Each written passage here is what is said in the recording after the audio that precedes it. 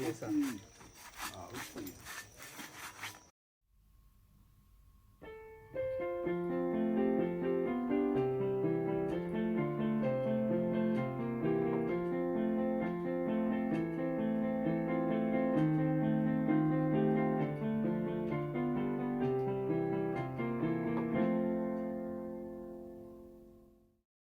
Wọ́n láti dé 1200.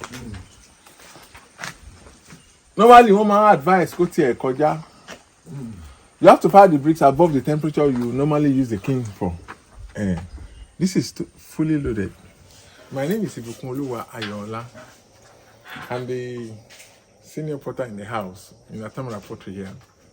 Yeah, this place started like an experiment in 2005.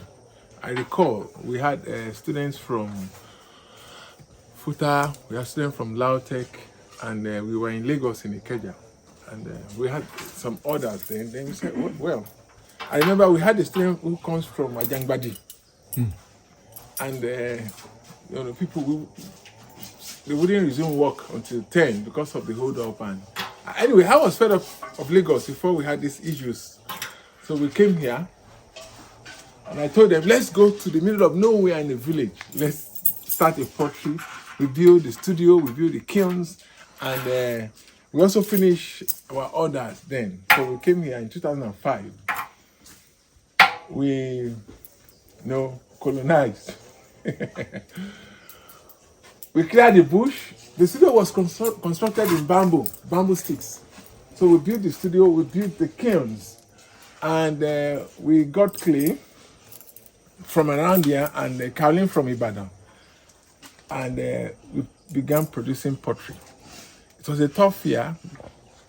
The area is full of ceramic materials. We have tack here, what you might call soapstone. We have ball clay, we have earthenware clay, we have silica, even we have dolomite.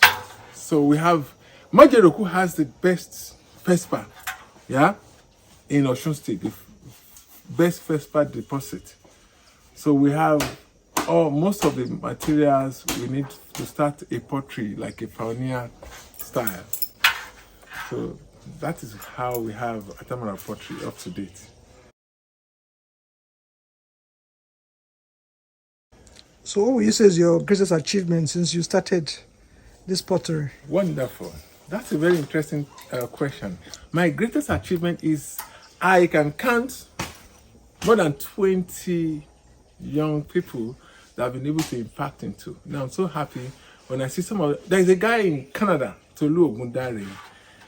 He's a PhD holder now. He's fantastic. He's doing wonders with pottery. And he when he was producing in the schools there, and they asked him, who taught you how to pot? Then he said, I'll show you my master on Facebook. And some of the professors I work with in the US happen to be some of the teachers there in Canada. So it was great for me to be able to impact into younger ones, and they are all over the world now, and they can say, yes, we started in Atamora. So that's my greatest achievement. What are the challenges here? A lot. A lot of challenges, even spiritual. This is the rural, when you are in the rural setting, it's very difficult to succeed when you are in a rural environment. This is the stronghold. Pottery is so spiritual. And no electricity. We have to make do with manual machines. We have to sieve with, manually sieve our clays, no plungers, no electric wheels. So most of the things we have to do them manually. And we are so far away from the city. So many a times trying to live a village life for some of the students who come from the cities is actually very challenging. So that's one of the challenges we have, because we are not in town. And we have to go the pioneer way. We have to dig with hands, refine our clays with hand, go firewood. We have to do some of your tests at times, the manual way. And that's a lot. So what's the output monthly or maybe daily? What is the kind of output? I don't like that question because as an artist, do you know many a times I just work not for money, and I delay. I've had situations where people pay me for work and I won't do them because I want to do what I like to do, and at times what I like to do might not bring money immediately. But on the average, averagely we make like $1 million monthly here. Yeah, put it like $1 million per month on the average. But I don't really like rating myself on naira, on money. I look at what I've been able to achieve. I've gotten to a level where I've broken even. So I don't really want to rate myself on how much I make monthly. Do you understand what I'm saying? Yeah, definitely. What about, do you find young people showing interest in pottery, or do you think it has improved over the years? No, pottery is not attractive at all. Pottery is not attractive because if you I've been around. If you I go to America very often, and you buy all your supplies from the stores.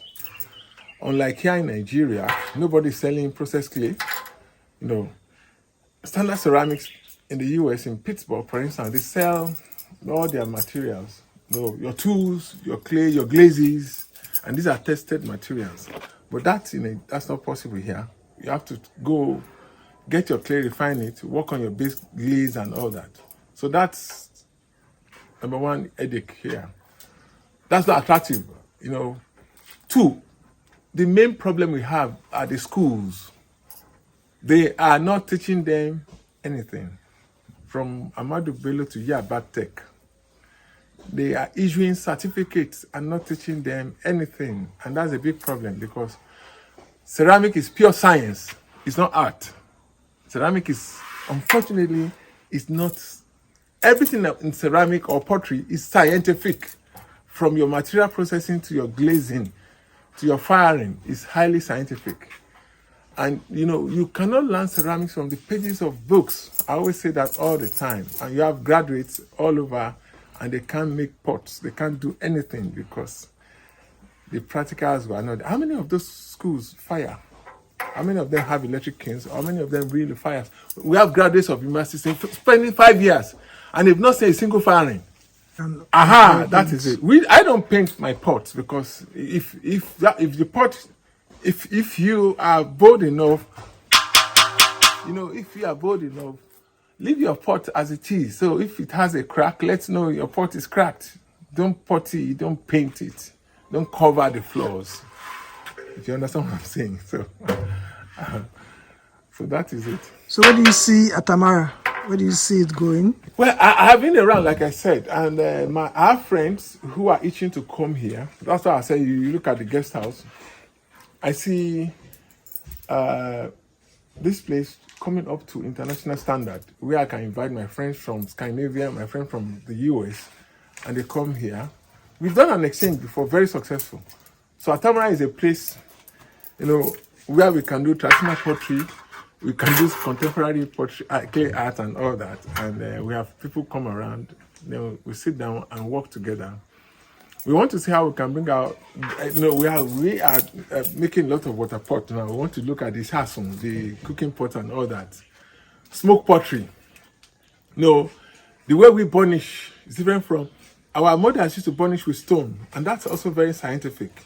We shouldn't look at them as if they are local people. No! They do wonderful pottery. So we want to see how we can sit down and do our normal pottery the way Africans do them, and see also how we can teach contemporary ideas, glazing and decorating and all that. So this place is coming up, and very soon we will get there. We want to see where we can have international workshops here in Atamora. So that's the future, and we're almost there. Yeah, great. What about your background? I want to know about your background because pottery. I don't like talking about that at all because I was trained as an accountant. I went to Polytechnic Ibadan. I did not. I don't want to. You see, I come from a family of 9, and back in those days, art is not popular. There are some families you wouldn't go to tell your mother or your mommy that you are going in for art. And they look at you, they say, oh, look at you, we want to be a lawyer or a doctor and all that. So, but in my, in my industrial year, I was so embarrassed because the chief accountant, his desk, where he sits every day has taken the color of his skin. As an accountant, he sits in that same room paying salaries, doing bank reconciliation,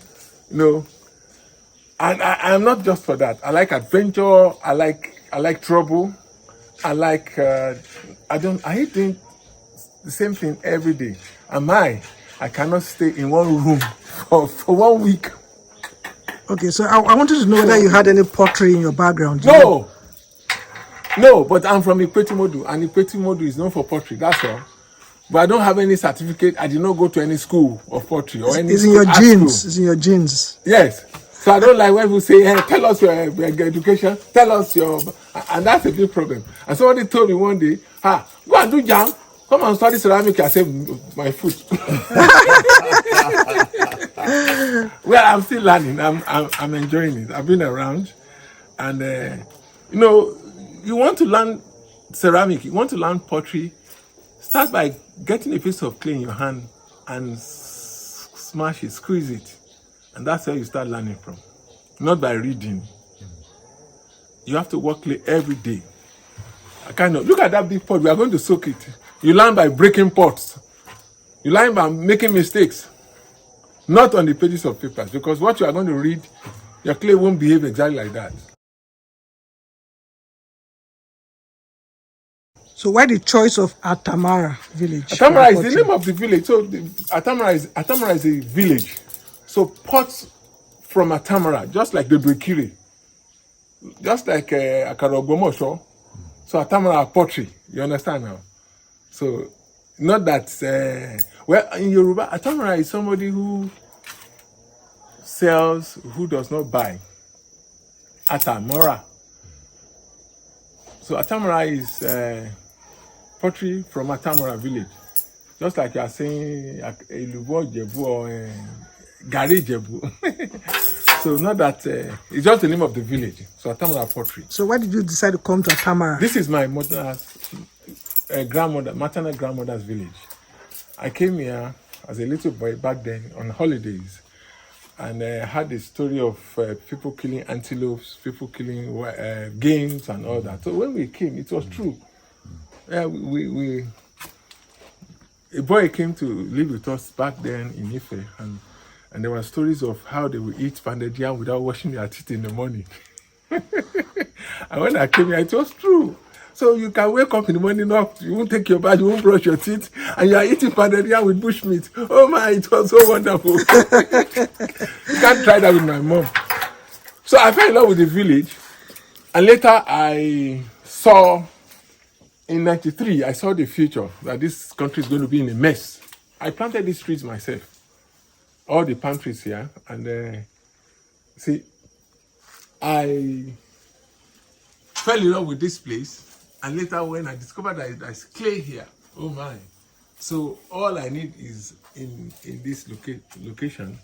Then let's go, let's set up here. So I fell in love back then in the 90s. I remember I bought this land in 1996. I bought about 4 acres of land here in 1996. And later I bought more land. So since then, we came to start the pottery in 2005. And the clay we have around here, because of the quarry here, we can actually export clay to West Africa. But we are not processing clay, we are making pottery. So we have all the resources, all the materials on ground. And that's a big plus. Yes, I want to thank you especially for all the work you've done in inspiring young ceramists from different art schools in Nigeria. And I'm sure you can just give us a roll call of the schools where most of your students, your IT students come from. Oh, most of the schools in the Southwest.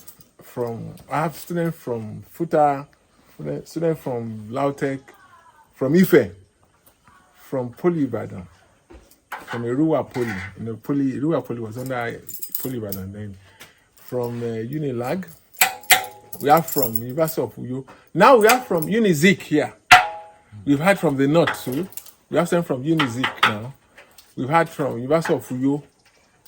We've had from Adeyemi College of Education. So, what's your word for potters or young people who want to study pottery or ceramics? We need pots in Nigeria. We need pots. And, most of these,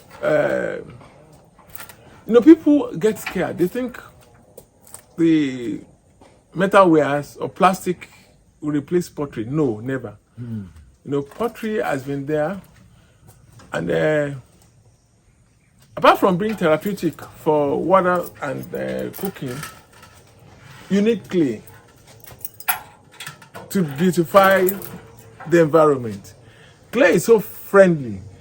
Clay is, you can recycle it. You can always work with clay. It's non-toxic. Speak all the grammar. Clay supersedes any of the plastic, any of the metal, you name it. So we need more people making pottery, and pottery is so beautiful and harmless. When you break a pot, it's not it's not going to cause environmental issues like plastic.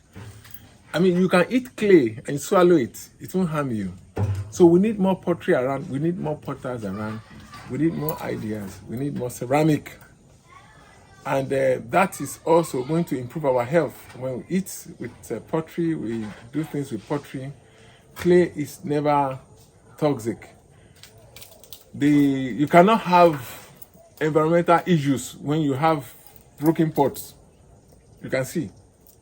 So my advice is, we need people. Anybody who like to produce or work with clay is welcome. We are very, very little people working with pottery, working with clay. So we like to encourage as many as possible. You don't have to be a student of ceramic or art student. Anybody can learn. Like the young man who's here from Abuja. So anybody can learn pottery, and clay is so flexible, very interesting. Even your mistakes at times might be wonderful. So we want more people on board. Thank you very much. Thank you, sir. Prof, it's a pleasure. Thank you for always coming here.